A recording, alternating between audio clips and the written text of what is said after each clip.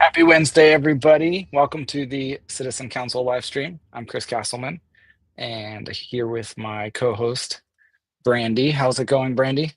Hello, everyone. It's going good. How you doing, Chris? Pretty, pretty good. Enjoying all this sunny weather for sure. One thing I've Oh, noticed it's is been people, wow. Heck yeah. sorry. One thing I've noticed is people kind of join slowly, so I think we can kind of just chat for a couple minutes Oh about my random gosh, can we things. banter? There Do you we get go. to have banter? Small talk only. Yeah. Uh, hey, Perry's here. Let me throw Perry in. Where do I find the button? There he is. How's it going, Perry? Going pretty good. Hey, Perry. Hey, So yeah, today I think we were going to talk about there's some homeless encampments that have caught on fire, or within proximity of homeless encampments.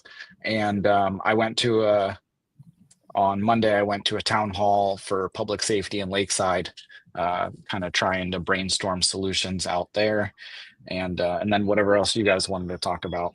That's that's what I've been up to and interested in. And Perry's the going to give us the update on the fires. But how have your weeks been? pretty busy. There's a lot to do if you want to do it. For sure. I'm exhausted. I've been doing too much the past couple months, so I'm trying to do less, and it just seems like it always becomes more. So, Does anyways, that happen? how's coaching going, Brandon? Brandy, you're still doing classes and stuff, right? To be a I'm getting ready to life do a coach. lot more. Yeah, I'm getting ready to do a bunch of groups. So that's going to be really cool. Looking forward to that. How big of a group? 6 people at a time. Yeah. Okay, like you're coaching 6 people, or is it a class? It's kind of a combination. It's like a Okay. coaching class. Well, no, not a coaching class because it's not a class on coaching. Um, it's a class of 6 people that go through a coaching program. Okay. Mhm. Very cool. Yep. Well, Perry, what do you got? I know I got a video of smoke. I don't have a video of a fire, and I should have filmed the one in Lakeside. That was a pretty big burn area. I saw that in Lakeside. I think that was over the weekend. Um, but what have you been noticing lately, past week or so? Oh, it's summertime, and when normal people are not allowed to have fires, the bums start lighting them up even more. Um, and they don't care. And fire department will come out, and sometimes there's people there, sometimes there's not. Doesn't really matter. Um, Police are normally not dispatched to those, even though we know they're a problem. Um, and so they're just pretty much free to burn as much as they want when You nobody know, else is nobody doing talks about the fact that all of those fires in 2020 were right up and down the I-5 corridor when a bunch of people were traveling probably up from California to riot in Portland. And there was video of people getting out of cars and setting the grass on fire. And like hardly any news Wow. media outlets talked about it. Yeah, and those can go pretty quick. I mean, it's dry, hot, and windy out there. We're lucky to be on the coast, but it still happens, right? Like this was on Ocean Boulevard yesterday, I think. it. Yeah. It's not crazy, and I think they put it out. Actually, I think this was taken after it was putting out, Yeah. right, Perry? Yep. Yep. It kind of caught fire again. That happens sometimes, but yeah, and we're not even in fire season. I think it starts Friday, so 2 more days. Um, but it's going to be crazy. It's been extra dry, I think, this spring in terms of rainfall. I So, don't, man, you can't have a bunch of mentally ill people living in the woods and then act surprised when wildfires happen. It's crazy how I are they naive?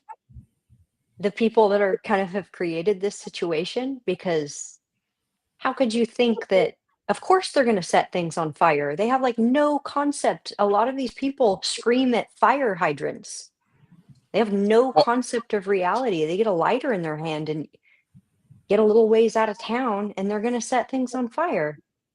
and you've seen the encampments we filmed. I mean, it's not hard for one thing to catch on fire like that. Yeah. You've seen it. I mean, a lot of the encampments we've been to, there's big burn areas where things kind of spread. But I can't imagine living near some of these homeless encampments in the summer. Like Alder Acres over off Ocean is like That right would be next scary. to Cascade, and there's a lot of homeless encampments on the city-owned property right behind Cascade, and I think I don't know if it was a year ago or 2 years ago, it was catching fire like every couple days, Mm-hmm. and they were just back there every couple days putting stuff out. And You're just luckily, they were wondering able when to you're going keep to it come under home to no control. house. Yeah. Well, and they're all in like tiny manufactured homes and trailers and stuff, like things that can go up quick, like all compact into one area, And they're But most likely to probably have a fire at night when they're cold while you're sleeping. yeah, I don't even know what to do. We've complained and complained. We've talked to the city. Perry just sent another email out to the Coos Bay chief of police, and it just seems like no progress I is ever hate, made on any of this dude, stuff. I hate to be the one that's always like, oh, the bigger picture. But until we get commissioners coming together from all of the counties to sue the state in a collaborative, cooperative effort to demand change in the way that our homeless are cared for, we have to reopen state institutions. We, what is happening is completely untenable. Perry, you had an angle on it. You were because they charge them with reckless burning, which is That's a class A that's not misdemeanor. right. They're not recklessly. I mean, I guess technically they're recklessly burning, but like it's arson. It's straight up arson. It. I'm sure they'll argue it is not, but when it's personal property being burnt, when it's property, use the term property being burnt, it can easily be considered arson. And the trees or the firewood they're burning is not theirs, and they're on property that they don't own and have no permission being on. So yeah, arrest them for arson, put them away for send them to prison, and there, problem solved. People will stop starting fires then. Hopefully. Phil had an idea. Fire department should be actively patrolling at night and checking the camps before the fires get out of hand. Um, it's an interesting concept, right? Like the police patrol and respond. And the fire department usually kind of just sits at the fire I don't know station that they're really not waiting. trained to. I mean, I guess the fire department could report back to the police department, but I Right, maybe think the not like fire department actively has entering stuff to camps, do. but yeah. I mean, I've been on a fire department. You do sit around a lot, but it's not like a criticism. But it's like, yeah, if you're sitting around, maybe you could be out just driving around like near these areas where there's I don't know, but I've also seen them when Organized they go bum and hunts. yeah, not to hunt, just to be there and watching. Well, Because like you okay, mentioned, people at nighttime, bum like observations. they're lighting the fires at night when people are sleeping and no one's aware, right? Like, and Yeah, and if it doesn't get reported for 5 minutes, that yeah. 5 minutes for a fire is a long time. Um, so I don't know. I mean, Something's got to fire change. department fire patrols is probably a really good idea. It's I would see it more as a band-aid because this definitely has to get fixed at the state level. And I hate to say it, Chris, I know you hate it, but it's going to take lawsuits to do it because these people they're so sure they're right that I mean, they're so sure. I think it's probably going to have to probably go up past Oregon State because it'll probably go to the Oregon State Supreme Court, and the Sixth and Ninth Circuit courts are absolute trash. It's it's a problem everywhere, but Oregon has been made particularly bad by Salem. Oh, for sure. Mhm. Perry, you've been out with me a few times when we've called in fire, and yeah, the police don't usually respond.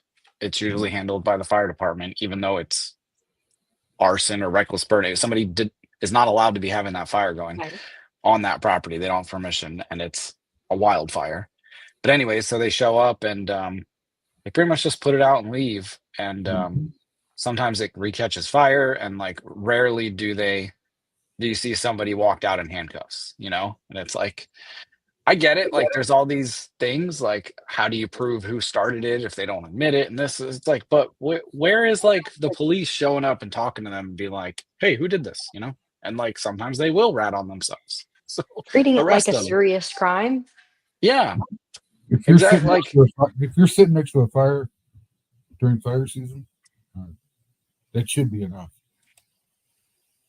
I mean, if they cancel, right? You're not allowed to have campfires at all the campgrounds during fire season. So you have to have So it in I a will special way. say, Chris, there and Perry, there is an argument for fire as a, life-saving device. Not in Coos People Bay. who well, sometimes it is legislated into law, but it is a general philosophical framework that people base these types of regulations on. And the idea is that humans have a right to these life-giving essential things. However, we don't hold the same caveat for stealing food. If you steal food, you can still be charged with a misdemeanor theft, or poaching animals. You will still receive legal punishment. It's not an excuse. And so I don't know why we create this caveat for something like fire when fire can kill a lot of other innocent people and And a they don't lot of need other fire. innocent animals. And they do not need fire in Oregon in summertime. Right. Flat out. It's Yeah, that philosophy, yeah, it kind of falls flat here in this area, and it has a lot of downsides that aren't being recognized. They give them so many jackets and sleeping bags and stuff. It's you could go without a Well, and you fire see it, year round here. yeah, piled up trash. It doesn't. It's not like these people don't have the ability to care for themselves. So no matter what you give them, they're not going to be okay. They have to be in a care facility because they cannot self-sustain. Some of them It's are, and I don't know the number. Like, is it 90% of them? Is it 20% of them? But there are definitely a percentage of them who are just I would say assholes. probably Like, 70% of them need residential care for a period of time for some sort of behavioral rehabilitation for at least 6 months. Probably 50% of them are going to need a full year, if not like higher than 50%. But like inpatient rehabilitation, these people are really messed up. And a lot of it is the drugs that they got on when they became homeless in 2020. When Oregon shut down those couple of few institutions, and released a bunch of people, they turned into drug addicts. And you watch these people walking up and down the streets, their brains are fried. I don't think people come back from that. Already being mentally ill and then doing all of these crazy drugs. What do you do with I them then? agree for the most part, and I literally just had this conversation with Drew Farmer on Monday, but there is a percentage of them. Like, I go to these camps and I meet these people, and they're just assholes. I'm not saying they all Yeah. are, and I No, don't know no, what the yeah. percentage is, but like there is a group of them. You could solve all the drug, all the mental health issues, all the housing issues. You could solve all these things, and you'll still have this subset who are just I don't know another word other than to say it, like they're assholes. You know, they don't want to be a part of Like society. normally They bad just want to people. commit crimes. Yeah, and that's I think the you know our towns and our counties and the state for sure has to do a better job of handling that too. Like you have Yes. to like they have to Totally go to agree. jail. Like catch them doing what they're doing, Yeah. get them in jail, get them out. They're if you can rehabilitate them, great. And if you can't, please keep them away. you know Yes. um I don't know. I feel like we There have to have both conversations. Especially yeah, Drew Farmer, it's always, well, they're mentally ill and we have to deal with that. And it's like he's always like it always goes that direction. Always 100%. you're And right it's like, though. There is no, a there's resistance to discussing the unfixables. And I've witnessed it too. I know exactly what you're talking about because it's pervasive in the psychological community and in the social science community. No one wants to talk about the people that you can't fix and what we do with them. but I actually think the mentally ill are the ones we can't fix right now. We haven't. We've had decades of failure, Oh, and sure, it's yeah. like you Well, can't some fix a some mentally ill people, person by putting them in a jail cell, but you can fix a problem person who's committing crimes in our community by putting them in a jail cell right. for at least that period of time.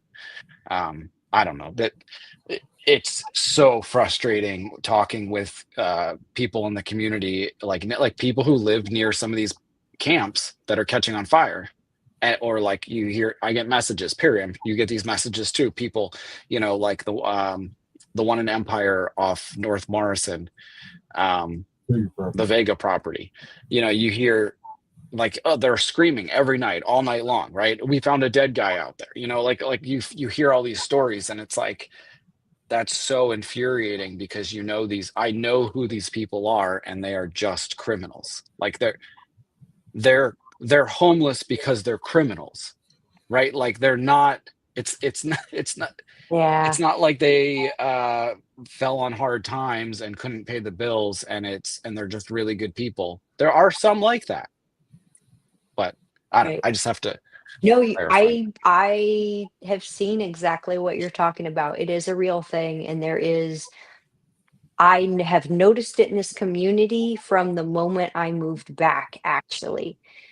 I kind it like triggered a memory in my head from a long time ago, and I won't go into too much detail, but I do remember moving back here and kind of having this what the hell moment when I noticed this stuff that was going on that was not good, and no one in positions of power to do anything about it was even acknowledging that it was an issue. This is going back like 10 years. This has been a problem for a long time. And anytime I would like try to bring it up, it was kind of like, well, we don't want to just be complainers. And it was this constant hyper focus on the positive that has consequences, and I can completely appreciate I can't stand listening to people do nothing but complain, right? But you have to actually acknowledge there's a problem if you're gonna fix it. Right. And they still to this day will not openly talk about the fact that we have real social problems in our county. Culturally, like we've got stuff going on that like we really need to deal with, and it's not DEI. That is not our county's problems. They're worse. I would say significantly worse.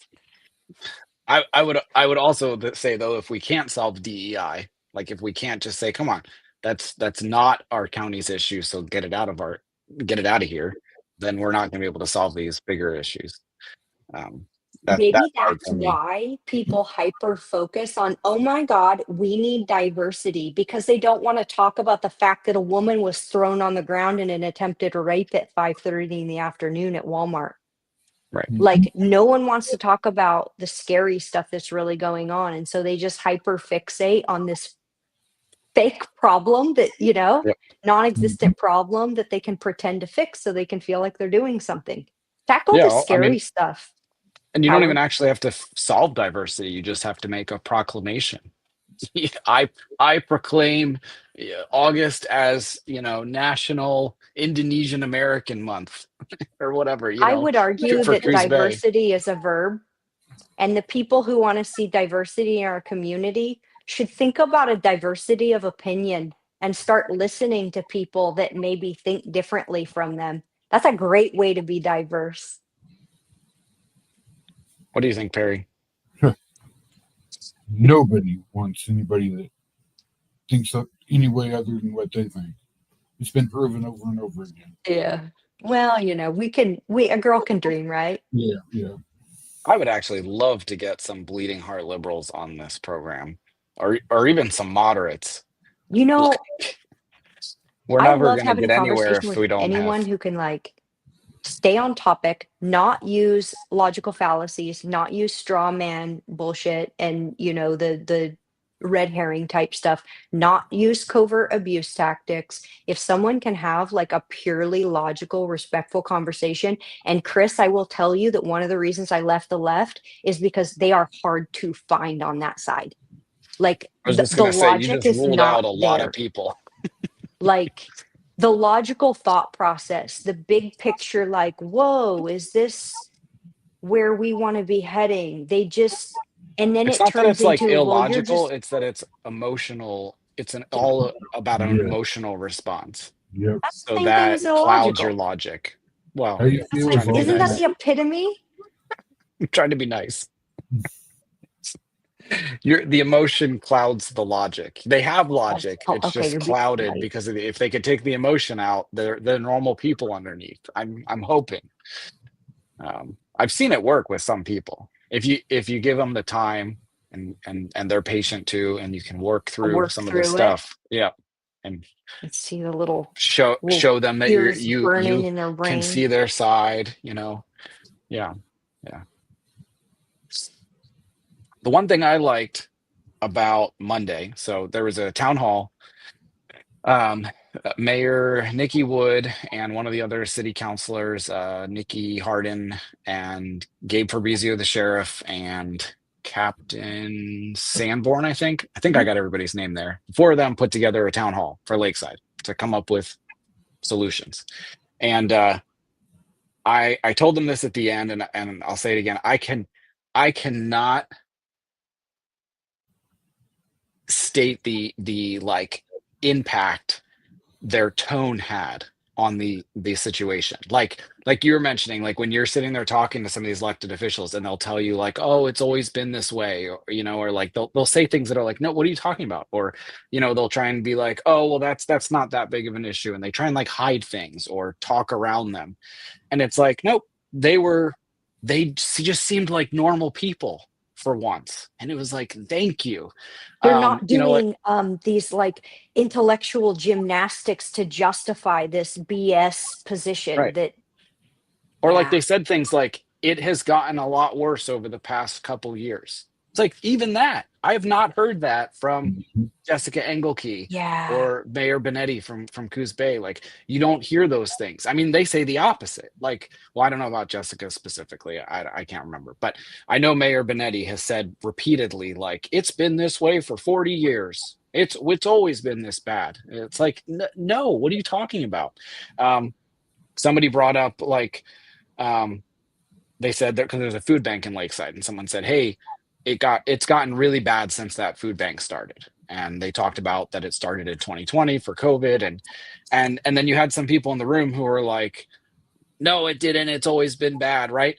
But the leadership from Lakeside was like, no, no, it really has gotten bad around because of that. Maybe there's no correlation, but it was the same time that it's starting to get bad the past couple years since COVID. And it's like, thank you. Gaslighting, Thank huh? you for speaking Yeah. reality.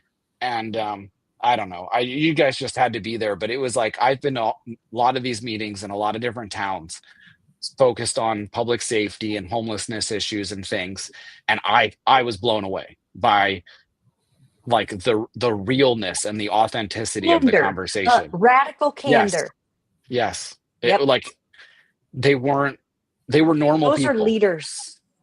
Even Gabe and Captain Sanborn, which I've seen in other settings, and Mhm. they're more political. And it was like, no, they were, and it just shows what true, authentic, real leadership can do to a room. Yeah. Yeah. And there, it got heated at times. People were, kind of yelling and trying to get their point across, and like the way they handled the room, everything was on point. It's He like looked I like he's wish it was there. Oh recorded. man. Yeah, it was. And we didn't Good for solve the them. world's problems or anything, but it was just Sure. so refreshing to be in a room with seemingly sane people. I love Um, it. That's so cool. whatever the outcome, whatever the topic, it was just that was refreshing. Um, Yeah.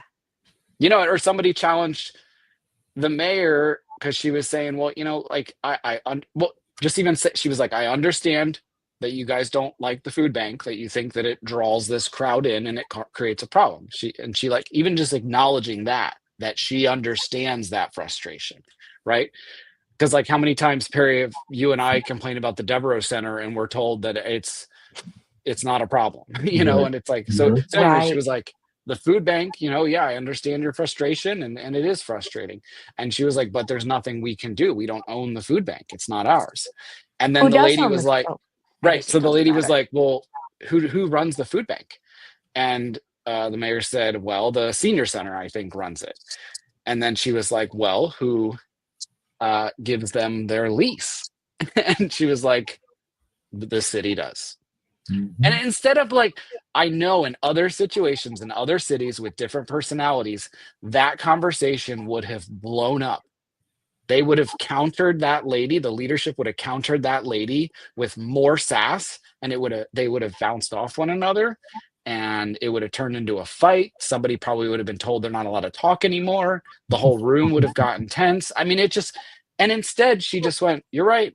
You're right." She's like, we do give them their lease. And she was like, that is something we could consider. She's like, we will discuss that as a city. And again, who knows what the outcome will be? Maybe maybe it's not a problem like the Devereaux Center. Maybe it's a situation where it's going to be a long Here's road. But I don't know how that meeting went and what they suggested, if they suggested any solutions, but they could totally have a food bank sign-up sheet. Like, if they want to provide food for people in the community who really need it, they could host some kind of sign-up sheet where people can go in and request, and they can have food bundles ready for individual people, like, "We've got 15 people picking up today. We've got food ready for these specific people, and we know who they are."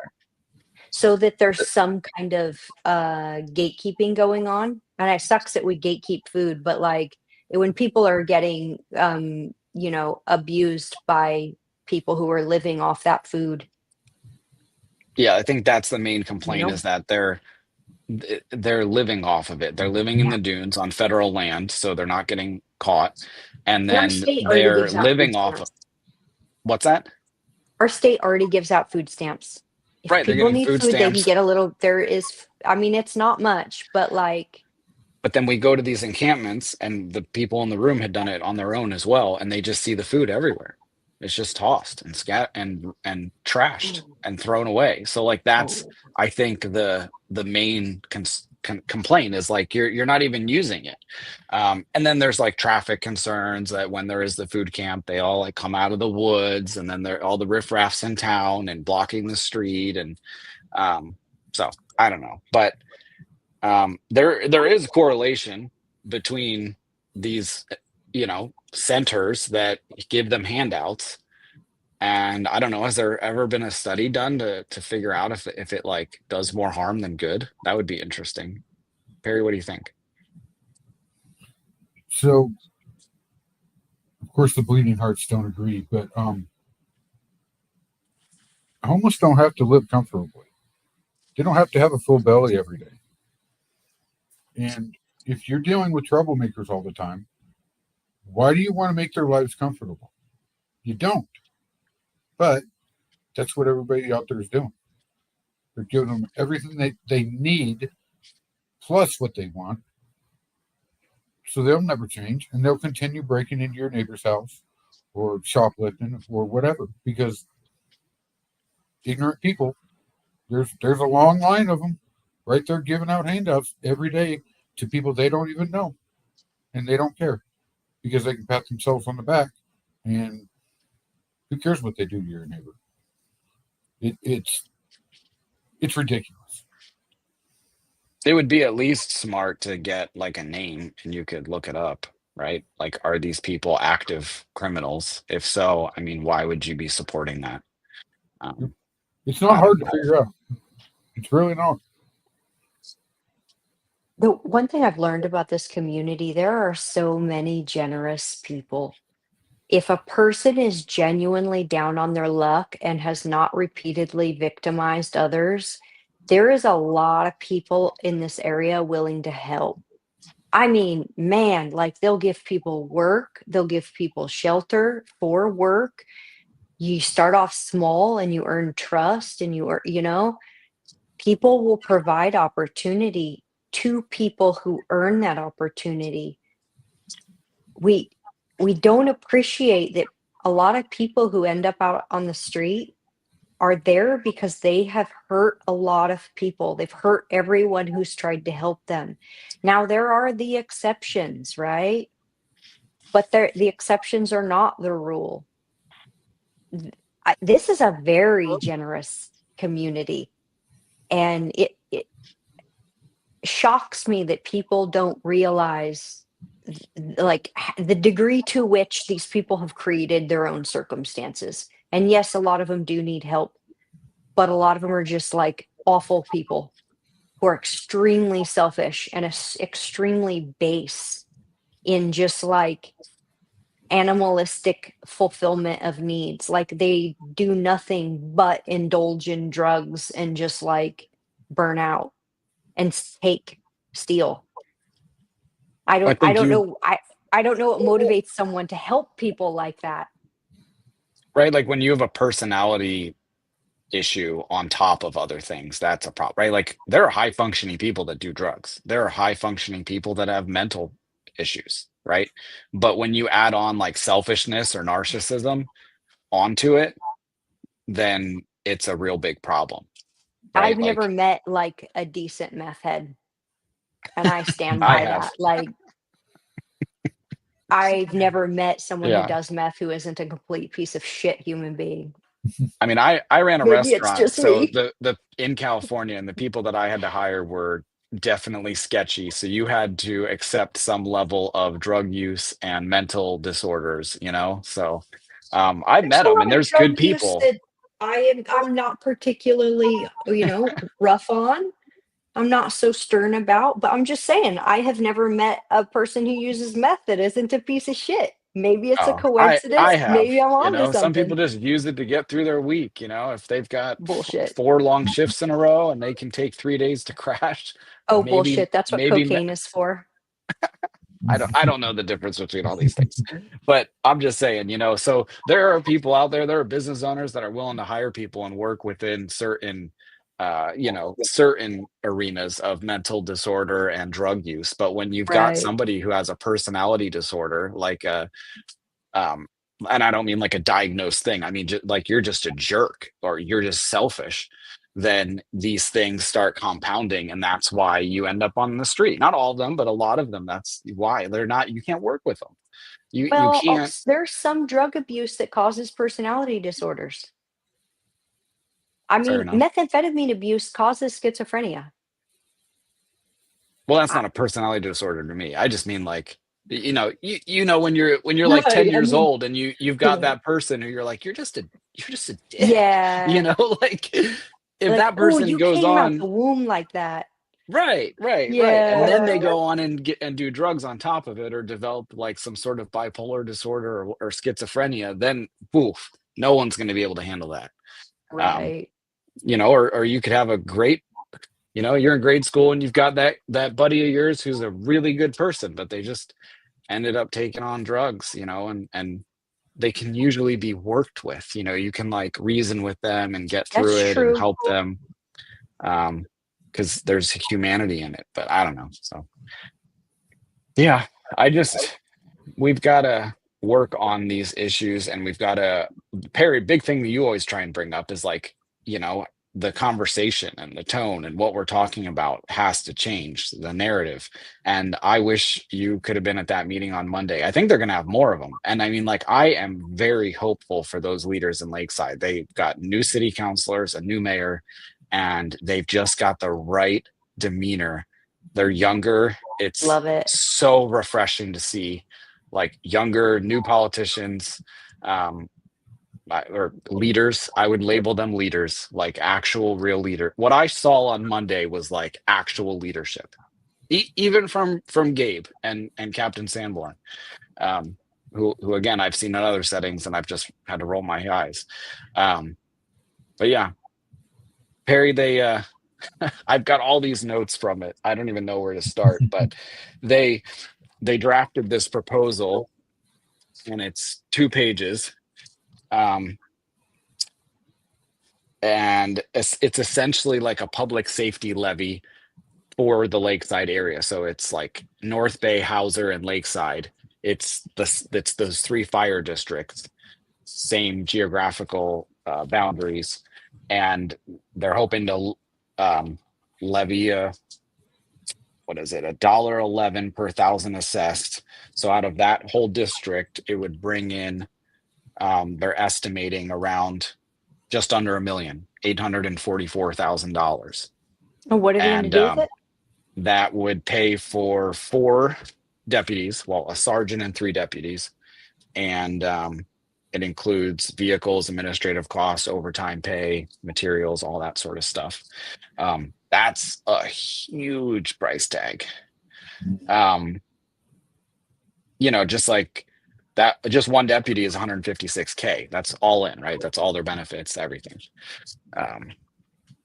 So, and they Oh, what one my new vehicle a year is what they budgeted. I love, the idea of investing in law enforcement. My worry is, okay, the deputies capture all these people, then what? Right. So yeah, when I heard this proposal, they're like, the first part of the meeting was just kind of like, it was actually open, and they just, everybody chatted, and we talked through things, and people aired their grievances and things. And I'm writing notes, and I should get the mayor, like, either get her speech/statement she read in the beginning, or get it on film, because that was awesome. That's like half a page of notes from that. I was like, yes, yes, yes. Cool. But anyways, they everyone's grievances, including hers. I don't feel like we're solved by the proposed levy, because the main grievances were like, there's people camping on state and federal land that we can't do anything about. So even with new deputies, there's nothing you can do. And then a big problem was like parking cars, like the beat up RVs. They're living out of their cars and RVs, but they've found a way to park outside the city limits on state owned land. So like the OSP right of way. You can't solve that by having sheriffs. So the only thing you're really going to get is just like more men around patrolling, right? Like you're going to see more of a visible presence, which could be a deterrence, or would be a deterrence, but Right. you're going to pick It these could, people up, but God, that's a big price tag for a deterrent. Buy big dogs, and you're going to pick and them up. release And them. then I even don't if you know. capture Release them, the hounds. what are you going to do with them? It's going to be the same book and release Right. sort of situation. Yeah. So I I don't know. love, I don't want to. right. I don't want to poo-poo on the idea, but I don't know that it's going to solve their problem. And then you had the usual crowd in the room who was like, we're willing to donate, we're willing to pay this price tag.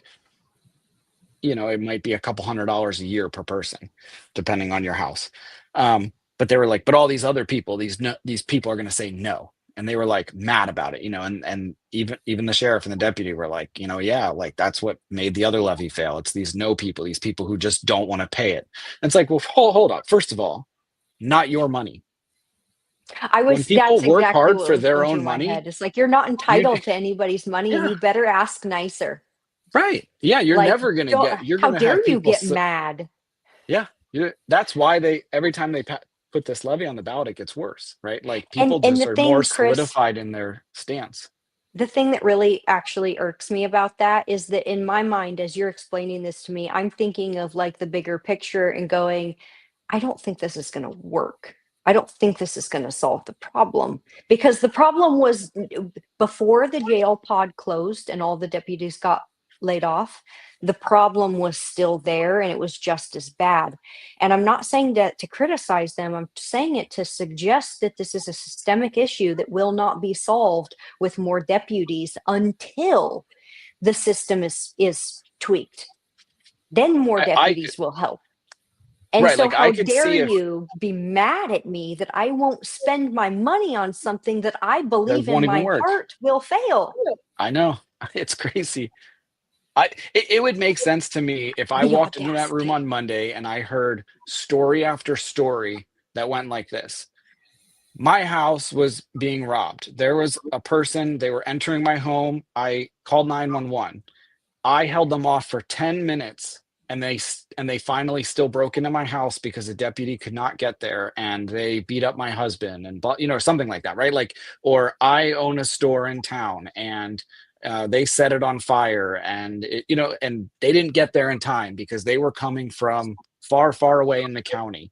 That So I could see a need for a police presence right there in Lakeside and the surrounding area, right? Like you could see Lakeside is problem, county. solution. Lakeside is not a municipality that has Right. its own They police are department.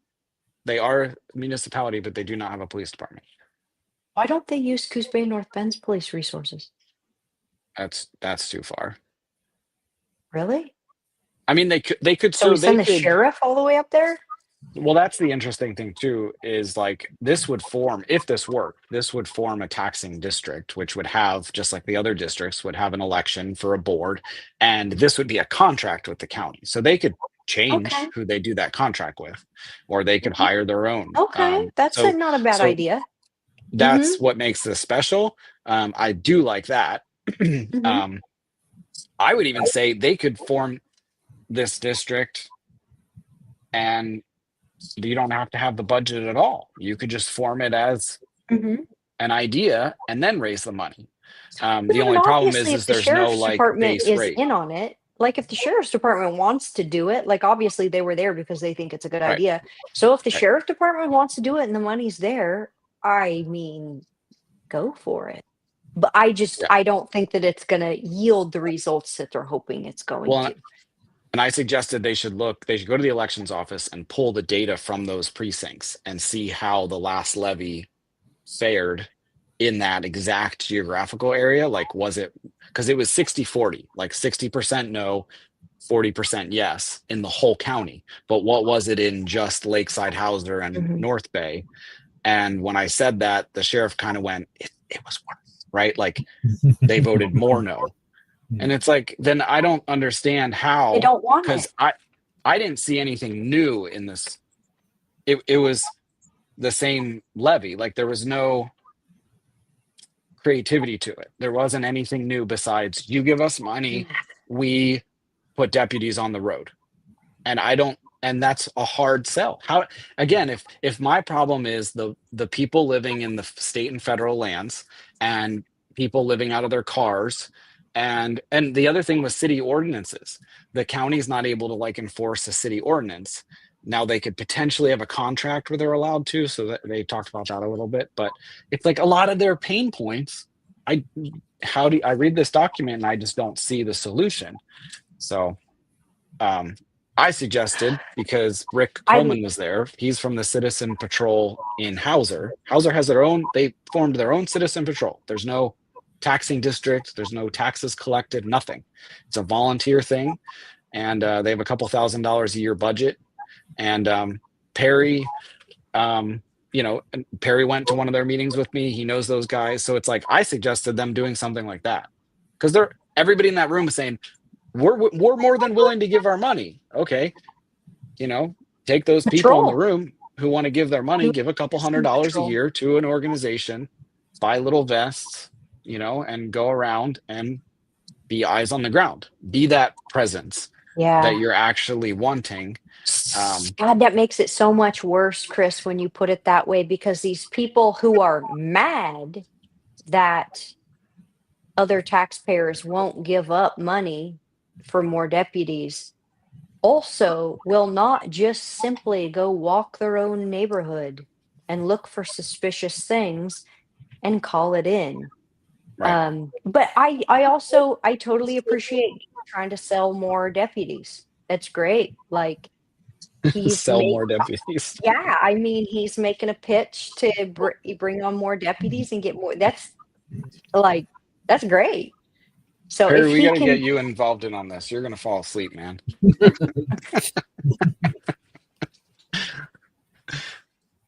But Yeah. what did you think of that Citizen Patrol? We went to that Hauser Citizen Patrol meeting. You've met Rick a couple times. Do you think that that's a template that other areas could use? It is. It and it would be visible, which is slightly less, I guess, than what the deputies would do, because the deputies could book and release. But yeah, it's visible, and everybody would know instantly who they were. You know, it wouldn't take long for the criminals to learn what's going on, and it would help. Now, if you get enough volunteers to be able to patrol enough hours in the day, I don't know, because you know how they work. They figure out when they can do stuff without getting caught. Yeah.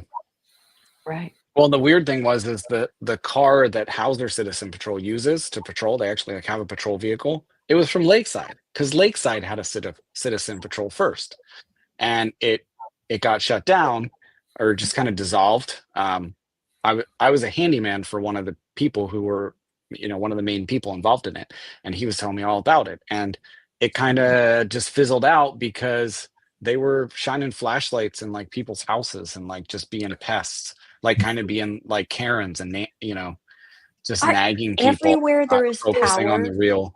Yep. there is weirdos. They just Yeah. come out of the woodwork. It's so creepy. Ugh. Just know, like, if you're a creepy person and I do get into a position of power and you come creeping around, I'm gonna make life difficult for you. But at least, they weren't like, you weren't paying taxes for it, right? So like if you're frustrated at the citizen patrol group, at least like, hey, at least I don't have to participate or uh pay for it or anything. So like that's Right. the difference. Whereas if you're annoyed with like our government or our police force, or whether they're doing something or not, You you're still paying have to for it. give them your money. Like if you're mad at the library, or if you're mad that our community Right. college hired a sex offender, what are you gonna Right. do? You got to pay, or you Well, could not pay. the 26% voter turnout was a big wake up call for me. To me, that says that people, I, I think the county I'll refrain, around here, I'll all of hold my, Oregon is just sick and tired of talking about things and pretending that new leadership or a new politician will solve it, right? Like, how do you convince all of Oregon or the whole county or whatever you need to, that like there's something new, that like they're, like Brandy, if you're going to run for office and we truly believe that you're something special and unique and something like they've never seen before, which I believe, but how do we convince people of that, right? When they've been, man, it's been hammered into them that no matter who they vote for, no matter how many times they vote, it doesn't matter. Nothing. I would disagree That's that tough. nothing changes. I do think that over the last 40 years, we have seen a significant increase in the average quality of life. The average American has an incredible opportunity to have a very good life if they would like to have it, and they are willing to participate in the behaviors that manifest a good life. I don't think ever in the history of America has there been a better time to be an American. Maybe that's just my personal opinion, but I came from a very bad childhood situation into like the life of my dreams with very little like family support or social structure. It was all pretty much like working three jobs through my entire 20s to pay my way through it, and on top of full-time classes. But like you can have a good life here. For sure. No, I have a lot of hope for this area, but we are going to have to work in groups, and and it's going to be a whole community thing. We're going to have to work with political parties and outside organizations, and really network, which is like, I'm an introvert, honestly. I am, and Me too. I'm not good at networking. I'm not good at doing that, so we're going to have to figure it Harry out too, though. But probably. yeah. And I But don't, we need to be reasonable too and understand that no one person can fix a broken system, but one person can be a real motivator. They can motivate people to, and yes, voting does matter. Vote them out. Vote for Chuck E. Cheese. I don't, like vote for anyone to get the repeat people out. Like let's get our people out who have been in these positions for term after term after term. yeah, Replace them with, be willing to replace people if it doesn't work out. That would be my number one solution, is just be willing to move them out, because the more you move people out of these positions of power, the less opportunity they have to negotiate corrupt deals to begin with. And so we need churn, we need turnover in the political. It's like politics are the opposite of a healthy corporation. A healthy corporation, you want as low a turnover as possible, right? In government, you literally want the opposite. You want the highest turnover you can possibly get for sure. to avoid Perry, what are your corruption. thoughts on like term limits? What if we had a ballot measure that went out for the county that made everything like 8 years tops term limits? Performance based. We need it. And although the only people that run for these positions are pretty much all the same. Very few people who want to be honest about what's going on, want to know the truth, actually are willing to run for office. It's just Even speak the truth. Like there'll be people who like There's too many privately people you who want to like make politics a career. It shouldn't be a career. nope. A politician should always have something that they do for a profession that pays their bills. It's pretty gross when you see people working in politics for 20 years making $125,000 a year, but yet somehow they have a net worth of $15 million. I would like to know how they did that. I mean, if they wrote a book, I would buy it, but somehow I feel like they maybe couldn't write it down. when I've run for 3 elections in Coos County, and every single person I've run against has been in politics or their position for decades, and that was strategic. Like I'm not going to run against Diversity, somebody who's been Chris. there for a We couple need years, diversity, don't you know? Diversity is so important, but let's keep the same people in right? power for decades. Mhm. I want to flip a middle finger right to them so bad. That is such a slap in the face to anyone who genuinely values equality and genuinely values the true principles of diversity. Like, it's so Yeah, they gross don't. to watch that. And Well, none of them have anything that they can brag about. They'll find something Yeah. small that is meaningless and say, "Oh, I did that." But over 20 years, this place has gone downhill. You should be ashamed, and you shouldn't even want your seat anymore because you're such a failure. You haven't done anything. But they're all so egotistical and happy with what definition they're of doing. success. Their definition of success is vastly different than ours. Yeah, Maybe City they looks count the pretty though, you murals. guys.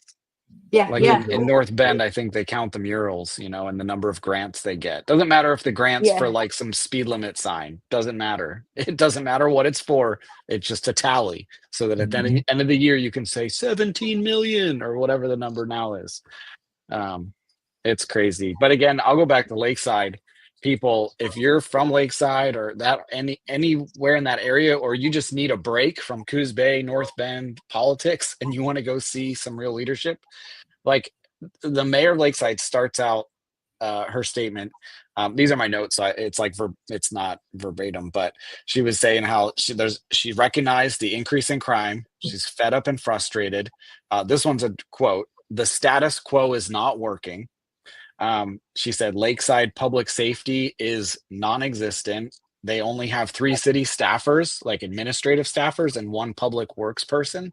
So like they just don't even.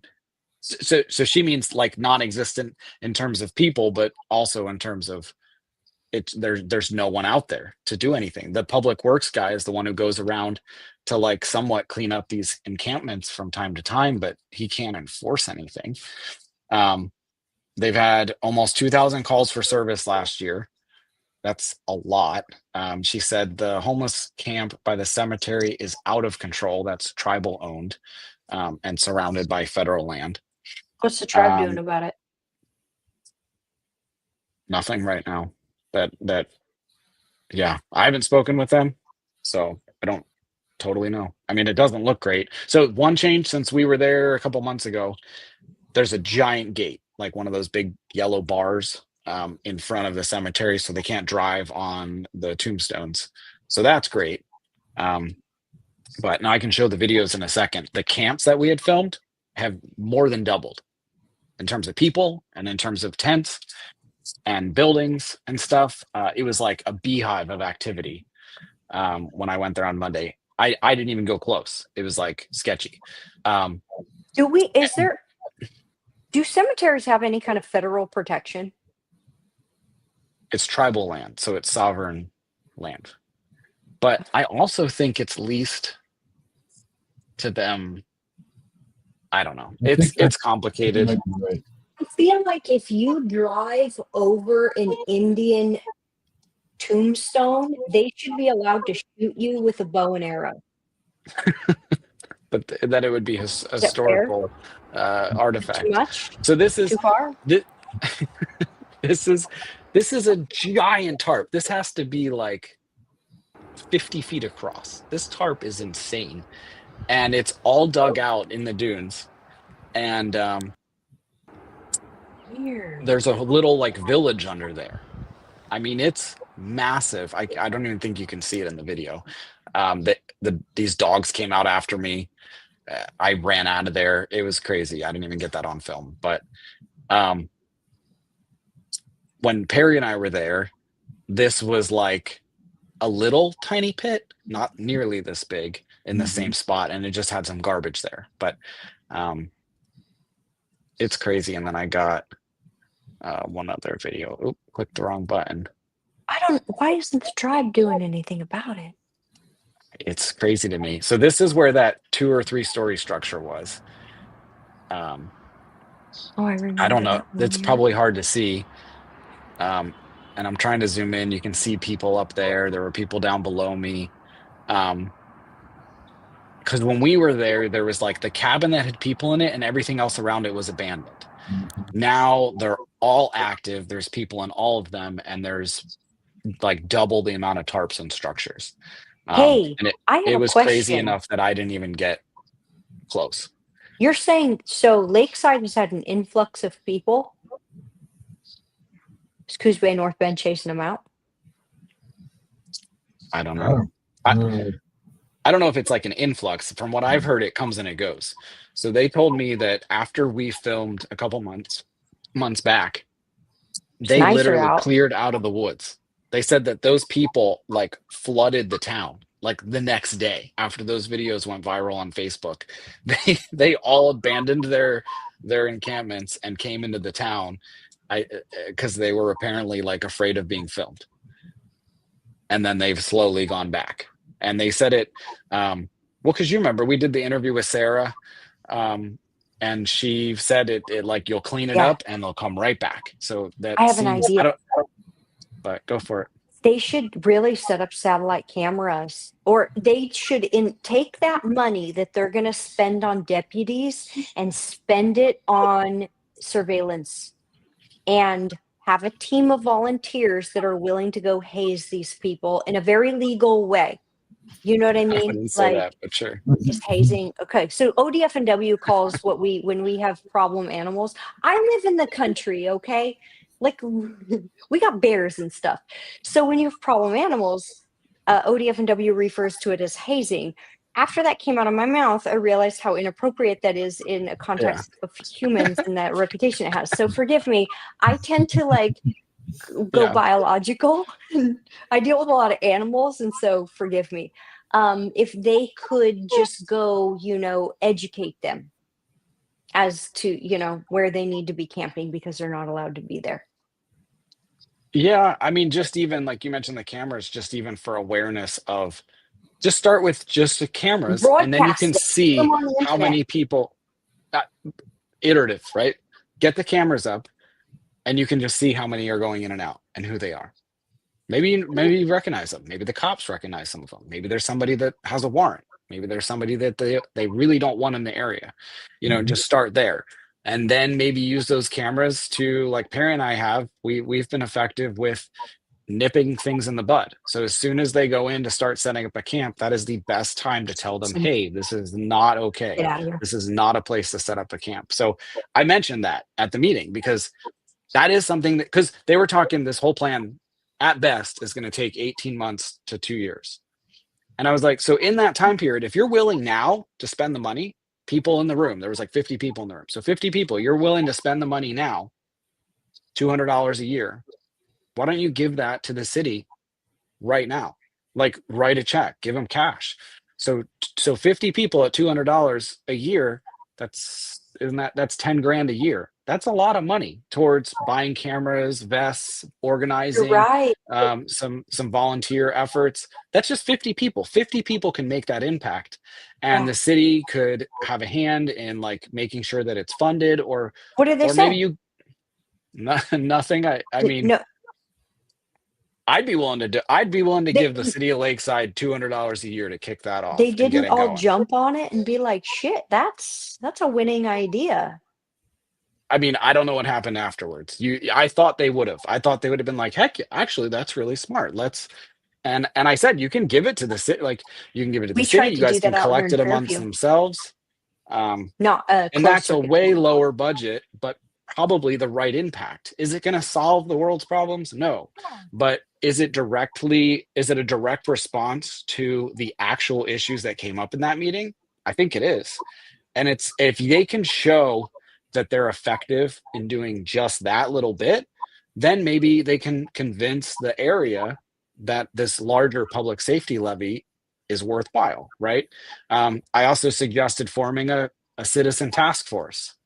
Like the city council can form it, 3 people from the citizens, 3 people from the city council. Boom, now we have a task force that's going to meet once a month and figure this out and work on solutions. And I hope they do that. They did say that that is something they'll consider. I did, they just need to think outside of this box, the public Yeah. safety levy box, because that box has been played before.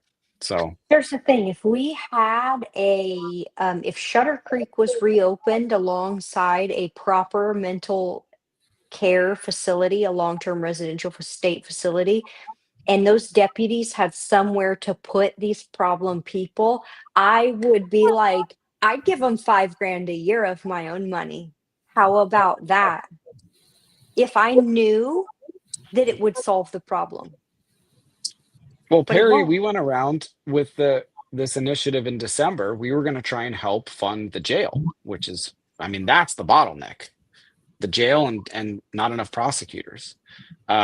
We were going to try and do an initiative where we were going to get donations and match it with county funds. Yeah. And right, Perry, you talk to business owners who, like, for instance, because of all the commercial properties they own and all the property tax they pay in the year, the public safety fee increase would have been like somewhere in the realm of $50,000 a year. And they were still in favor of it. They were okay with paying that because they supported law enforcement and they thought that that was a good use of their money. And then because it failed, they don't have to pay, but they were willing to donate it to a program that was going to work on funding the jail or some Yeah. sort of solution. So, like, there are people out there who will do this, right, Perry? Like, you've Yes. talked to them. It's Yeah. real. Yeah. Large Yes. chunks of money, not just Yes. $200 a year. The money I is, think you and can get that's all of that's what it. people don't understand. The money is here. They're not giving it to you per people who are requesting it because they don't believe in you and they don't believe in your vision because your vision and your solution is incomplete. And they can't complete their solution because they won't talk to the people who disagree with them and they will not hear anything that contradicts their views. So you can't grow that way. Well, hopefully some of them are watching tonight's show, and I'm gonna. I've been crazy busy, but I'm planning on writing all this up in a proposal, like outlining. They had three Oh, proposals. This is proposal 4, and we'll see where it goes. But okay. I told him, and I'm like, look, I'm not trying to shit on this parade, but I don't think it's gonna work. So you guys, but it can. Some of it, you have to Yeah. compromise. But we need You're a not gonna get the larger 800,000. systemic solution. I hate for these people, like, let's say it passes, right? And these people spend all this money and the problem doesn't go away. That That is gonna make them lose faith in the sheriff's department when it's really not even the sheriff's department's fault. It's Well, a if they're larger systemic campaigning for problem. this, right? If you're a used car salesman and you sell someone a car that's a lemon, it's your fault. It's not the car's fault. It's Right, your you're fault. right. And that's That's what they're doing. true. They're selling, in my opinion, they are selling the city of Lakeside and the surrounding Oh, areas man. a car that can't drive more than 15 miles an hour. You're not going to be able to take it down the highway. It's not going to get you where you really want to go. Looks Um, pretty, but it's missing an engine. yeah, yeah, I like it's Flintstone pedal car. Yeah. Perry, I what and do you it's think? What if if they all came to you and said, Perry, we're going to do whatever you say? What should they do? such a Number good one is to question. quit trying the stuff that always has been proven as a failure. Do not try any of that ever again. And then you have to think about what the criminal homeless don't like. They don't like being on camera. They like being out of sight. So finding a way to get cameras up where they can't be stolen, but visible so they know they're there. And signs that say this area is monitored by video surveillance. Yep.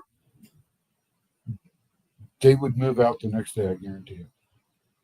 I guarantee now they might only go a couple 100 feet away. We'd have to see where that went, but I kind of wish I lived in Lakeside, like me and you, and the three of us, like we could, because we wouldn't be talking about it. We'd But I think be you guys come out here to Fairview. forming the It's better. citizen No count, offense, the Lakeside, we love citizen. you. We would be right. We'd be forming the citizen Lakeside Citizen Yeah. Patrol and putting our money into it to start the fund, and then ask it. And like, so I hope there's somebody. I asked the room. I said, "Are there like 5 people in this room that want to make this their like pet project for the next 6 months? Because you guys could do it. Like, and that's what they need. I mean, I'll help, and I'm like overwhelmed with stuff I'm helping with, so I'm stupid for even thinking about it. But I just feel like somebody needs to do it. Somebody needs You know to what, show them that they can do this. Chris, And it's as simple as, here's $200. Let's start buying cameras. Let's put signs up. Let's somewhere. And maybe it's not that, but find an angle and start with it. Go ahead, Brandy. Sorry. consider, you know, evaluate your calendar and look at what's on your calendar. And if you have too much and that you like this Lakeside thing takes off, like let the other stuff fall off and go where you where you have the biggest impact. Go where you get energy from, where you're surrounded by people who are like just as driven and motivated as you. That way you build energy instead of being in environments that drain you. Because eventually to fix some of the more resistant systems and people in those systems, it's going to take a larger, it's going to, state level stuff to kind of like top down. But if you can make a difference in a place like Lakeside and those people are willing to join in and be supportive and put in effort as well, clear off your calendar, you know? Well, it's not me. It's the fact that the leadership is in there. It's the right leadership, I think, is there, and Yes. that area is ready. You have the right problems and the right Yes. leaders ready to solve those problems and work with the citizens. The way Yeah. I saw that meeting handled with them, the way they were listening to people and re-articulating their frustration back to them and understanding it, and it's like the right group.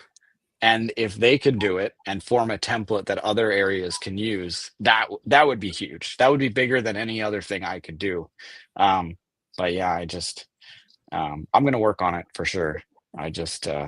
It can't just be. It has to be somebody from Lakeside. Like if I go in there, they're gonna be like, "You're just doing this for some political gain," which is crazy. What do I have to gain from any of this, people? You know? People have to understand that there are people out there who just enjoy puzzles. Yep. And like, I had your number right away. You're a person who enjoys puzzles, and you like seeing things work. You like seeing things function and operate efficiently. That in and of itself gives you a thrill. And everybody has their like weird little thing that makes them like interested for no real reason. They just like it. And if you let those people do that thing that they really just for whatever weird reason love, you get the most out of them. You get the best work that way. Yep. Perry, what's your weird thing? Oh, I don't even know. Yo, You're a problem solver. yeah, it, yeah. I think the three of us are. I think we sit around We are. to our and just think of ways to solve this stuff. Like, I don't know, at least I do all day long. It's crazy. Harry likes fairness. Yep. Harry has a justice streak in the best possible way. He doesn't like seeing shit be not right for people. Well, like you talk about the cemetery, right? Like, oh my gosh, talk about like areas that are sacred or parks, or the dunes. That's There what should be draws a people zero to Lakeside. tolerance. And you've just got it destroyed. My stomach hurt. My chest was like twisted when I saw the cemetery. When he's like When you pointing out said that, my skid stomach marks just on the like driving on graves. What was he saying? Changing the oil. The guy was Yeah. telling us how they're changing the oil right over top. Like that is insane. So I don't know, but um, people gotta. It can't just be solved by one person or one group of people from outside of an area, right? Like it has to be genuinely people in all these areas who step up and say, yeah. "I want to help my community," and there are, but I think but like you mentioned, right? Like if you're not being efficient or you're not being utilized properly, find the thing that actually is making sense. Feeds And I think you. that's kind of the problem. Like there's people trying to help, like they are stepping up, but they're not, it's not working. They're doing it, like the police. The people who in general, the people who serve, whether you're a firefighter, an EMT, or in the military, um, or a police officer. It's like they're good people, like to decide to do that job. But I always get in these battles with them because more the police side. It's like you're not effective. You're not like why are you in that position? Do something else or But you don't campaign for see something things different. the way that you don't see it the way they do. You're not a weirdo for it like they are. Sure, but it just kills me to see people who actually do care about their community day in and day out not be successful in caring about their community. That's the way I see it. It's like it kills me that they're in that position, but I don't know. Well, a lot of it is out of their control too. They can only do the best that they can do given the tools they have. And Oregon State sure has taken a lot of their tools away. Um, I mean, they could still do their job, but they're kind of not doing their job because the consequences aren't there.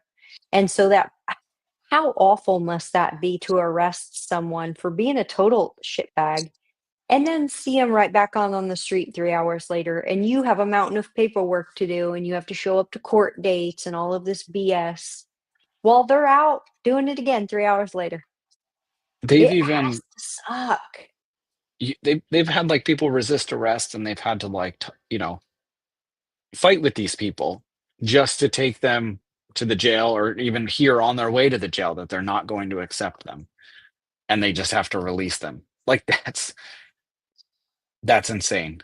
Absolutely insane. So I think sometimes, and maybe I can work on how I articulate it, but like when I'm talking with them about it, they get the impression that I am upset with them as like individuals or something, or like upset with them. And I'm like, I'm not upset. I'm upset that you're doing that day in and day out and not fighting the bigger picture fight, like not recognizing that what you're doing is not helping. So if you do care, like we all care, but if you do care, like step back, reevaluate the situation, and maybe take a different approach. Because yeah, arresting these people That's just gotta be hard to do, though. book and release all day is not doing Yeah. anything. It's also But gotta be hard to admit that, like, wow, we put all this effort in, and it's just keeping it's not even keeping it at bay. It's, you know what I mean? It's gotta be super hard to know that what you're dedicating yourself to isn't producing results. yeah, I just would have loved to seen a bigger fight when they were shutting down the jail in December, and they just did the budget in May, and they have less patrol deputies now. I just, where was the fight? Like it would have been, could you imagine like 40 police officers from all the different cities showing up and Doing a to say parade through like, the communities or I no, to mean, say doing, you know, a at the meeting to display. say, do not shut down the jail. Like, are you Mhm. like commissioners? You're insane. Do not shut down the jail. Close down the clerk's office for half the week. Lay off some assessors. And like we all know people who work those jobs, and that sucks. People are going to lose their job, but why would we take the jobs from the most crucial aspects of our community? We can do without assessors. We can do without clerks. We can do without people in the treasurer's office. We can. I'm not saying it's going to be easy. Like, yes, like if you have 5 people in the treasurer's office and you're barely able to handle your workload, and then you lay off 2 of them, that sucks. But we're closing down the jail and not able to arrest criminals. Right. Like in terms of scale, sorry. And I don't know why that conversation wasn't forced upon them in a more I don't know, just illustrated, like again, like a show of force. Um, and I don't mean like aggression. I mean like a police force showing themselves there, saying Just like, speaking their "What minds are and you going to saying, do?" well, Because the other the people showed problem up, the is clerk, the by that treasurer, the point, assessor. They Mhm. all show it up was and too they late. say, "You can't do this." Julie Mhm. Brecky, our county clerk, shows up and she's, "Oh, you can't. We have no one to uh, fire. We cannot fire anybody. We cannot deal with one less person. If we do that, everything will crumble. The world will fall apart." And it's like, we're talking about shutting down the jail, letting criminals out on Christmas. And she wants to complain that it will be catastrophic if she lost one person in the clerk's Mhm. office. And I'm sure it would suck. It would suck a lot, but not suck as bad as closing down the jail. So I don't know. Rant over. Sorry. That we need more people to stand up when they make big decisions like that. And, The some of time that, to do I it was though not able to was get people there. before that vote. Before the tax levy, by the time that meeting came around, it was over. The people had already spoken. The time to fight for the jail was before that Oh, we were election. fighting, and that's what I'm saying. Those fights in prior years leading up, I just really feel like it was only the citizens, only some concerned citizens who were fighting that fight. I did not see really anyone from law enforcement stand up and defiantly say, "You are going to really hurt our area," like the way that the clerks and the treasurers and those sort of administrative positions were complaining and Right. saying that it would be horrible. I didn't see it. I know Chris Chapinar, the police chief of Coos Bay, and one of his sergeants showed up to some of the meetings in December, and I appreciated that. But I just, if I can get up and say stuff, so can they. So they can as well. The problem is these people need to start standing up and saying stuff about how the state of Oregon is creating the situation we're in. And I know I keep banging that drum and it feels like there's nothing we can do about it, but there is. And when you start going up the political chain of command, you see how easily it is to actually make the house of cards fall. You start collapsing districts and you start getting rid of the old school, the old boys club. Hate to say it, but well, sometimes it's the old girls club now if you want to talk about the governorship. But when you start to change things on a county level, and we need to be collaborating with other counties, like do our we have North Bend Coos Bay mayors who seem to be collaborating and doesn't really seem to be like in the to represent necessarily like what the people want. But there isn't a lot of, I don't hear about the commissioners having conversations with commissioners in other counties saying, hey, this is what we're dealing with, this is what you're dealing with, and uncovering the systemic issues so that they can all bring them to Oregon State, because one person can be ignored, but the entire group, the commissioners from across the state, are going to be hard to ignore. And when they start going to the media and start telling the nation, like, look, we've looked at it all, we've pinpointed the issues are coming from state decisions. We can do budget analysis and look at exactly where I don't think where the county's spending their money is actually the huge problem. It's probably state, but Coos County works on a pretty small, tight budget.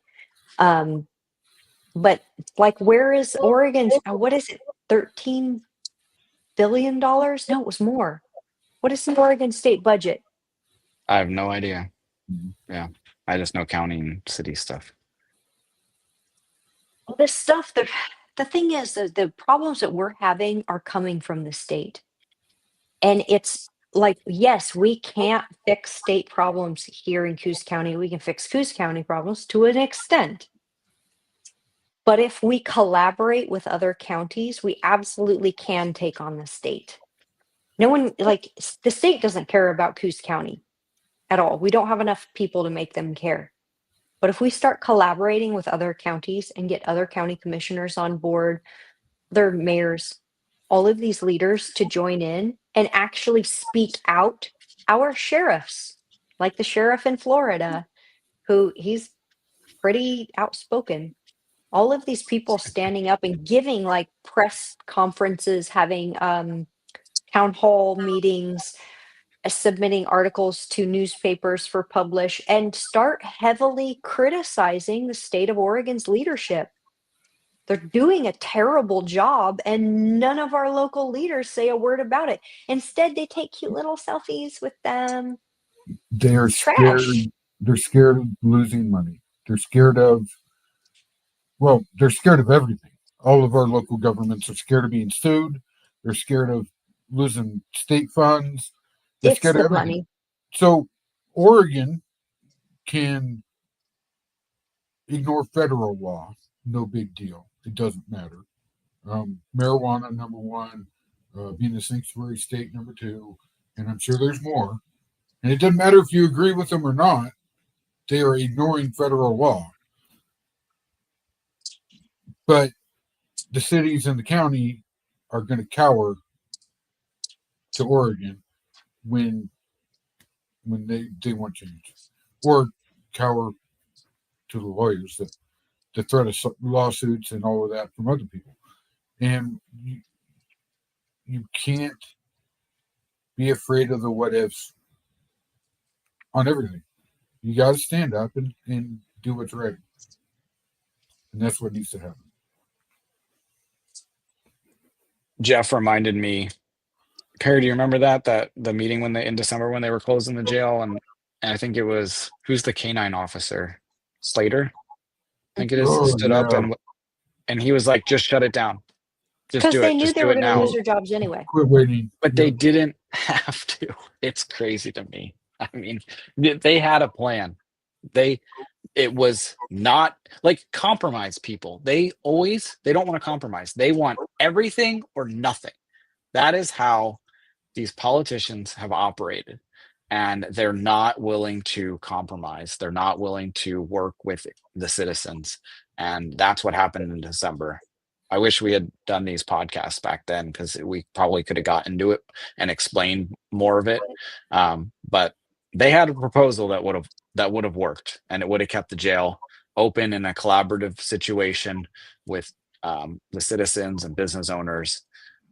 And they wouldn't even try. They wouldn't even pursue it. They wouldn't even attempt to have That's meetings true. or form a task group. You were involved some of it, Brandy. Like a lot They of it. wouldn't They even give it a even go. form a task force, like just a committee just to advise. They couldn't even do that. They could not even figure out how to do that.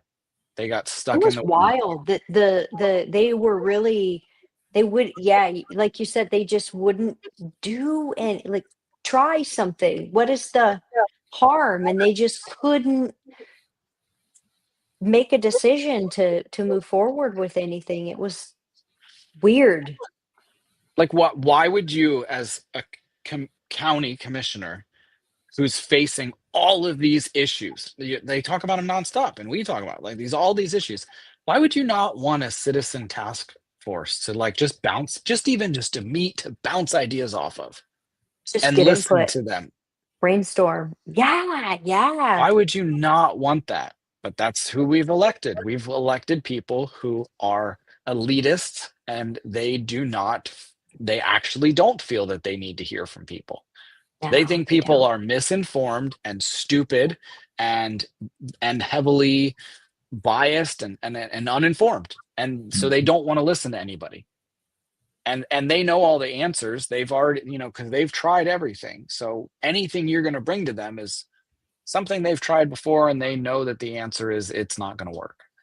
It's just like, man, how it's like, but you know what? I'm going to put that in the past, and I think I'm going to go help these Lakeside people out, because I got a good feeling with it. I think that they're Dude, when you started talking about the leadership there, like you just lit up. You know what I mean? it was like in that room, I'm like, yes. And I'm writing like here on my notes. I'm just like, because I'm like, yes, oh my gosh, she said that. Even the sheriff, like the sheriff just said that. Like, anyways, they lost 7 people from patrol just recently, or 8 Yeah. now. They cut another position because of, I guess there were federal cuts to their Marine division, which polices the coast. And they didn't want to lose that, so they took somebody off patrol. 7 more deputies are 7, gone? yes, they lost 14 positions recently. 7 from the jail, 7 from patrol. They Okay. only have 8 people on patrol now, and that's not at once. That's 8 people for the whole week for all the shifts. So I believe it's like 1 to 2 on at a time So for the whole county. here's another way to look at this issue too, right? If the state of Oregon did their job and put these people in residential institutions, whether it be a prison, a rehab program, or Shutter Creek's boot camp, whatever it is, if they actually did their job and put people in institutions and had laws that work to protect people, we wouldn't need all of this law enforcement. We wouldn't need this many deputies. We wouldn't need to spend this much money. We'd probably still have to spend the money on the facilities to house these people. But we wouldn't have the local crime issues that we have, and we wouldn't need the patrols. So it's like lowering operating costs by actually solving the problem. But Oregon ain't going to do that. What? But Oregon is not going to do that. They're not going to. They will if they're forced to. So we need to figure out. Well, we're starting grassroots, and maybe us or the other leaders that we inspire or help out along the way will end up, maybe it's going to take a decade or 2 decades, but eventually Better not take that long. Oregon I can don't have take a that right much turn. time. I know. The thing is, all of the work that you're doing, Chris, the grassroots work, is building the case for a case against the state. Because you guys are doing everything you can do, right? Everybody's doing and working so hard. We're spending all of this money. We spend more per county employee than the national average. So why are we still suffering? And so all of the work that you're doing and that all of you are doing is laying the foundation for a case against the state. And it's important. Without the work you're doing, the case couldn't get made and couldn't get won. Yeah. Well, ultimately, I think the reality of it is someday the whole thing's going to have to come down, because I just don't. We've constructed such a monstrosity of a government. I don't know if it can be undone. It's a very sick animal, I'll tell you that. It's very sick animal. Inability to evolve, inability to self-assess, inability to self-monitor, or and locking people out in a way that prevents oversight. And they're getting better. Transparency is getting better with technology, and the more Sort of. technology comes about, the more we find out, the more horrifying it is. Yeah. The county won't even do Zoom meetings for all their meetings now. I mean, like, so, right, like you mentioned technology, and like they have this opportunity to reach more people and get more people involved, and they chose the other direction.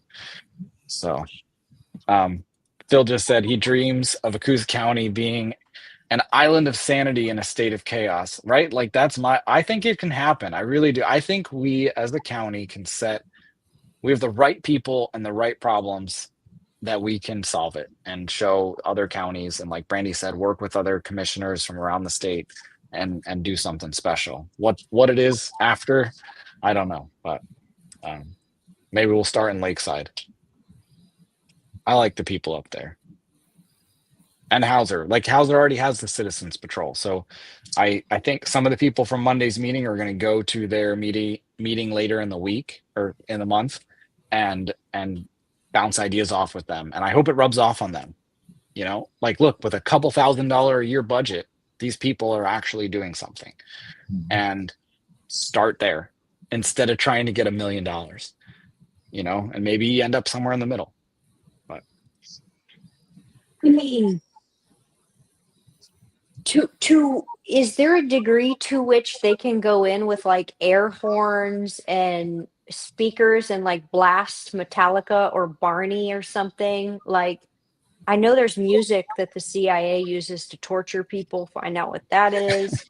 Like, I they mean, could, you can, but an I don't. individual person If can.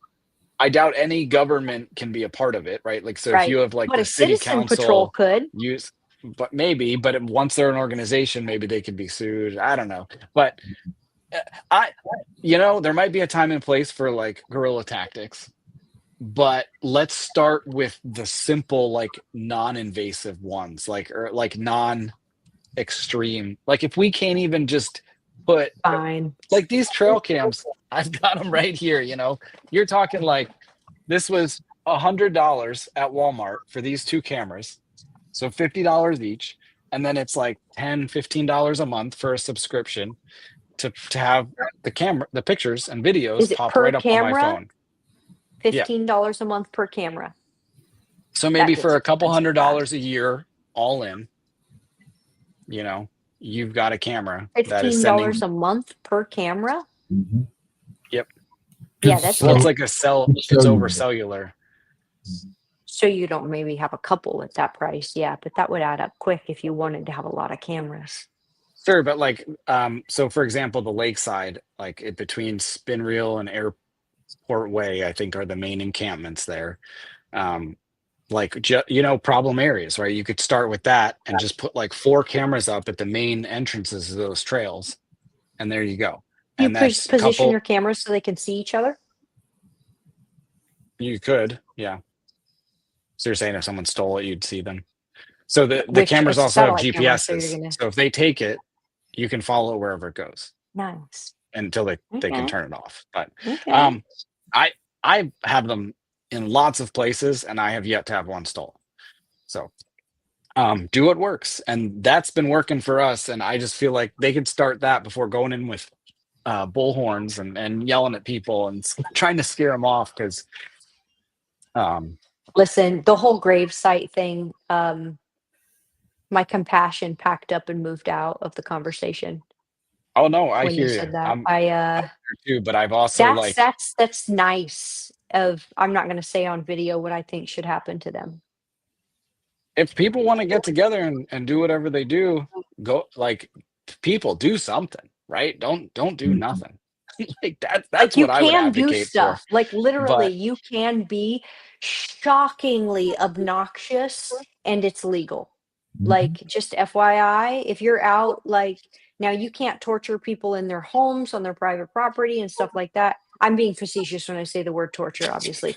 You can't, like, bother people or be obnoxious when they're in their home and stuff like that, but, like, if they're camping illegally on federal lands, dude, there are ways that you could make things incredibly unpleasant for them that are totally legal and totally, like, not gonna hurt them. That's just gonna make them miserable. I would have the fire department go in and drench their camps with fire hoses. How about that? They'll leave. maybe Dude, they'll I'm go telling somewhere you, else. the graveyard thing sent me. No, I Yeah, look, I'm done. I would not want to like tell anybody to not do anything. Do whatever you want. Try things. Write a list, get a piece of paper, write down 10 things that you're going to try, and try them all. And then No, report write a back. list Just and then and talk to say your what worked. lawyer. Yeah, Well, sure. and that's the only way to find out what does work. Yep. Because it's all we see from anybody is what has not worked, Yep. and And that no one really willing to is try anything. how we'll figure out what will work is by just trying stuff. I mean, these are people who are robbing the neighborhood and desecrating Indian burial grounds. Yep. Fire hose them. I mean, if you legally can, maybe listen, there's some okay, maybe the fire department can't do it, but reach out to There's me, City of Lakeside. I happen to know someone who is a private citizen with a fire truck, and if you borrowed it, it would probably be cool. again, the city's not going to have any part in that, but If some random anybody with a person from private fire Lakeside wanted truck, to borrow it, I mean, if that's it none of our happened to business. park right there in the pull out and the hose just starts going off by accident, what are you going to do? Mm-hmm. And it might take a little bit to get the hose to stop shooting water out. You know, like, there are ways, but yeah, the city's not going to do it. But again, And there nor are, should they, honestly. There are right. ways that the citizens could get creative. It's And going to take illegal. people caring about the area. Like, go, if somebody lives near the cemetery, go walk the cemetery every day. Get 3 of you, so you only have to do it like twice a week or something, you know, and like report back, you know, and if you see something, do something about it, or say something to the right person about it. And that's what it's going to take. I think what happens is we just stop over the years. You know, what do we have social media and television, and we just sit in our homes and we don't go out and don't frequent these areas, and we don't make a presence. So yeah, why pay $1 million to have police officers driving around in their car to do it? You know, like that's actually the problem. People just want to pay to have somebody else do the work. No, they There are want people who would rather us just pay on their to property tax pay bill. for Right. They it. want everybody. They would rather raise all this Because money through a property tax line item. when you said, hey, you could pool all your money and you could solve this problem, you could do this yourselves, they got quiet, Yeah. right? Yep. Well, So I they will want say us, they need they a want, plan. not They us, but they need a plan written up, and then maybe they will, right? Like, they need to see it, and then maybe they will. I think they will. So I'll work on that. I'm going to show them a plan, make a little budget, and show them how much it'll cost and what we can do with that money. And it will be infinitely smaller than the $844,000 a year bill from the sheriff's office. And I think we can make a dent. The other thing So, that the city of Lakeside should do is document the damage to the Indian burial ground, the Indian grave, cemetery, and try to get it on the national news. People don't know. People don't know how awful these people are. Like our media doesn't show much of it. And so if they can get this stuff in front of people, and like damaging in Native American lands is almost unbelievable. That if people can get mad over white people wearing dreads in 2016, I think today in 2025 we can get mad about people damaging Indian burial grounds and still have some like, although it seems like those types choose things that conveniently don't matter to get mad about, but or they're just so numb to it. I mean, like the amount of trash and stuff you see in the news when like when we film a homeless encampment and stuff, it's like you're just numb to it at this point. It's like right, like Perry and I, we have to now film a 4-story tree house in Yeah. the woods because 3-story ones are old me news. let me take a break real quick. I'll be right back. I Yep. gotta go feed my baby bird. Okay. I'll be right back. Jeremy wrote in and said we don't really have local media, and that is very true. And that's if we could turn this into something like that, that would be you know more of a publication or a website that shared more stuff. That would be pretty cool. Um, what are you doing this weekend, Perry? Are you busy? I don't know what I'm doing. I'm sure I'll be in the middle of something. I wonder if we should go on a tour That would be a good tour. somewhere.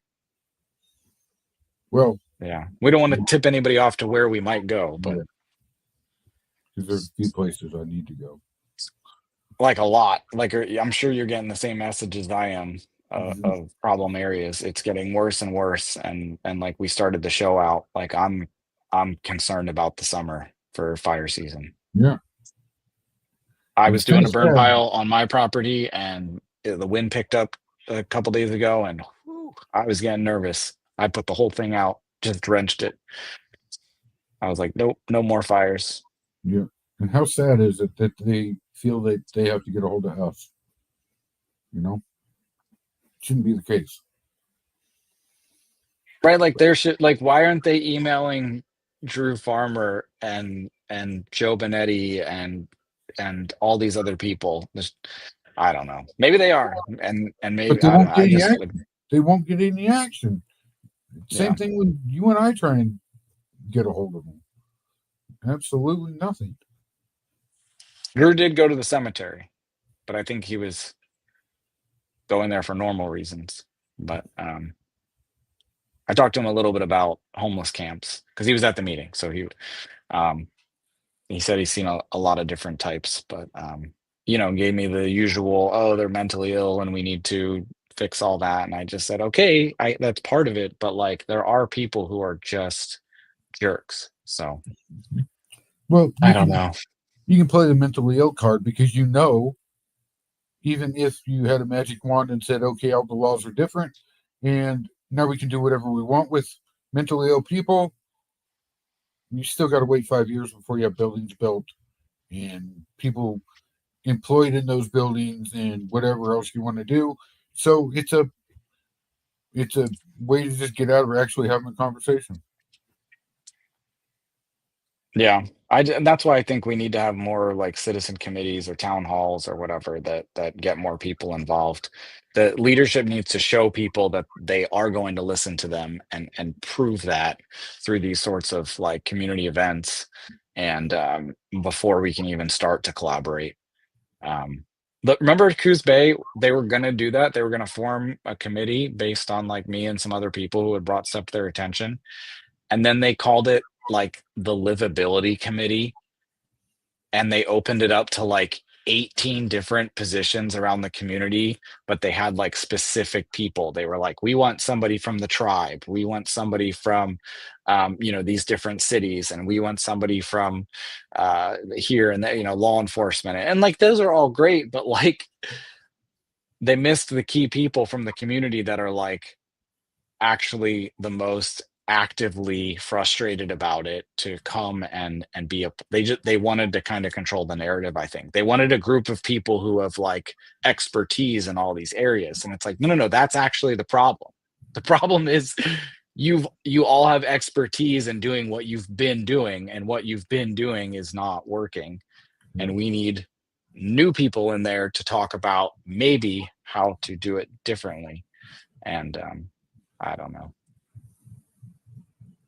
They got a position open on the library board if you're interested. 2 positions. No, not that one. That one's so far gone. Okay, I'm back. That would not be fun. Yeah. I applied for, they had one a couple months ago, and I might just tell them to put my name in it again, but I don't know. I just, like Brandy mentioned, maybe doing the Lakeside thing is like way more important than being on a library board, right? What impact really am I gonna have? But Well, they it's only meet about your once a month. energy too, you know? Like I'm out of go energy. where Yeah. because like it's draining to be in a space that just isn't collaborative and isn't authentic. And For I don't know sure. which library, but if it's the one who couldn't take accountability for a child getting their hands on sexually explicit material, I sure as hell wouldn't want anything to do with it. That was North Bend. I would be going for Coos Bay, but it's pretty much the same. I will say that I spoke about their displays at one of their meetings, and how they've got all these displays of like liberal and left-leaning initiatives, It's weird. but I never see anything for the right. Like, can you at least just have like a display on like government stuff, like the Constitution and the Declaration of Independence and our founding fathers, like something that's like, I don't even think that's right-leaning. It's just like, but they don't. I maybe I don't notice it because maybe I'm distracted. Maybe I have a bias. Could they but just I stop walked in there and they had it. promoting cultural ideology across Right. the board? Maybe just promote things like, I don't know, math, science, biological science. It's an amazing thing. The Their answer is Constitution, like you actually said. no. They think it's important. They actually think it's important. The people that run those things actually feel like they're doing the right thing, a good thing, by having displays on those issues, because everybody knows math and everybody knows science and everybody knows the founding fathers. So we're going to have displays on, I don't know, attention grabbing cultural issues. Are But you then being you need- facetious, or have they actually said that like people don't? I talked with these people and I know. Yeah. But then you need displays for left-handed people, or people with 2 different colored eyes, or I mean, where does it end? And what gives them the right to choose that this group of people is special and deserving? I mean, what's wrong Right? with left-handed people? Why are they not as important? You know, I mean, who gets to choose? They should just stay away from anything that's controversial, really. But when I say that to them, they go, no, that's not the purpose of the library. And it's like, but it can be. Like, you're saying that because you're in control and that's your agenda and your philosophy. But does that actually match the people who fund your library, like the taxpayers? Have you talked to them? Do you know what the majority of them, how they feel on issues like this? They Like, don't most of them care probably don't even because they go to think the they're library. right. Right. And they don't. So that's what I would Their add to the ego is more conversation. important But than I'd be 1 out of service 8 on to their board. community. Yeah. And I just want to say that this is not all wine. This is like half kombucha, half wine. I do not just like Right. drink giant glasses of wine like this. I just want to make that very clear. I'm going to I pray would be for on you, the Brandy. floor. No. Geez. We made blackberry wine the other year. That was really good stuff. Mhm. And I didn't realize how simple it was. Like water, sugar, blackberries. That's it for Mhm. months. Anyways, but I don't know. I'm out of stuff for tonight, and I don't want to hit the 2-hour mark. So Yeah. what else do you guys Okay. have? Anything, or should we say goodbye for the week? We can say goodbye for the week. Hopefully, I'll have fun this weekend. Yeah, we should find somewhere to go for sure. Jeremy says maybe just close the library. I love libraries, and that's why I it don't want to killed close the me library. to No, see, displays at like eye level for a 5-year-old that are not appropriate for a 5-year-old. It kills me, but I don't want to get into it. So appreciate you guys so much. Yeah, man. Thank you, Chris, this for is- doing this. This is episode 27. We've done 27 Really? of these, guys. Yeah, That's like- cool, man. that's half a year, right? Yeah. Well, we've done more than yeah. one a week, so we've hit 27. But anyways, I will see you guys next Wednesday at 6 p.m. Sounds good. And Perry, I'll probably see you this weekend. Yeah. Good night, See you, guys. everybody.